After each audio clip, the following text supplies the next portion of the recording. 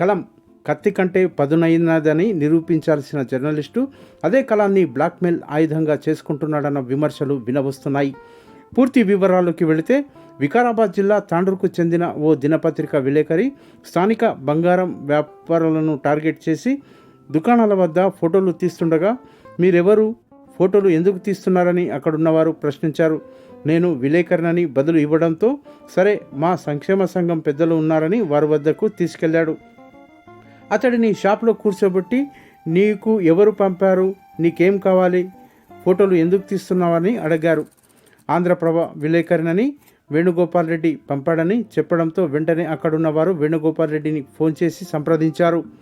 5 లక్షలు ఇస్తారా, లేదంటే మీ మీద వార్త రాస్తా అంటూ బ్లాక్మెయిల్కు దిగారని బంగారం వ్యాపారస్తులు ఆరోపిస్తున్నారు.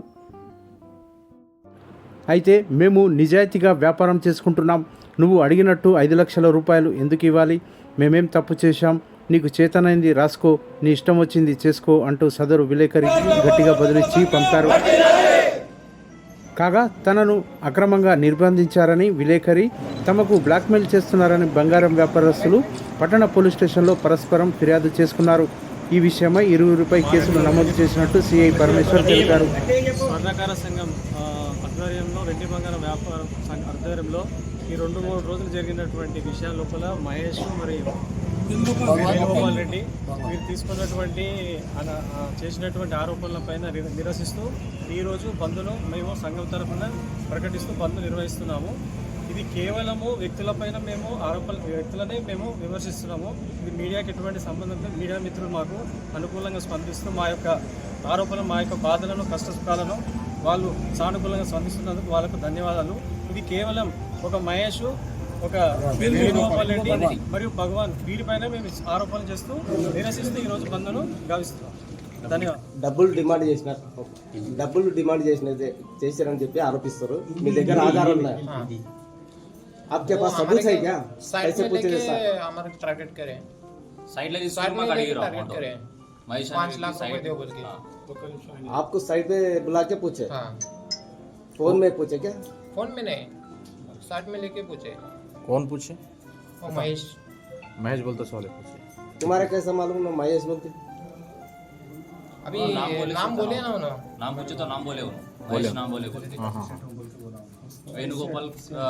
वेणुगोपाल रेड्डी ना उनका एक्सीडेंट है बोल के उन्हें पुलिस था। पैसे कई के लिए पूछे? फेक न्यूज उन्होंने पेपर में डाल रहे थे अपना, अपने शॉप टेस्टिंग शॉप है अपना, उसका लाइसेंस होना ये होना डायरेक्ट कस्टमर का नहीं करे बोल के उनको भगवान कंप्लेंट दिए होता। उन्होंने आके पेपर वाले आके हमारे को ये धमकी दे रहे थे, हमारे को पेपर में डालते तुम्हारा ऐसा है वैसा है बोल के तुम गलत कर रहे बोल के। हम बोले हम गलत नहीं कर रहे, नहीं तो पेपर में डालते ब्लैकमेलिंग कर रहे थे। 5 लाख रुपए डिमांड करे हमको साइड को लेके। आप लोगों का है शापो? आओ, क्या नाम है? Shri Balaji gold testing, Trisha computer gold testing. कितने साल से चला रहे? 3 साल हो हमारे 6 महीने। ये अमाउंट कब पूछे आपको? कल पूछे? कब पूछे? 14 तारीख। 14 तारीख को पूछे। पूछने के बाद आज आए, कल आए तुम्हारे पास? 14 तारीख को, फिर पेपर में भी डाले उन्होंने 16 तारीख को, फिर कल आए थे अपने पास। अच्छा, कल डायरेक्ट आया आपके पास? నా పేరు సిటీ రమేష్. తానే షాప్కి వచ్చిండు.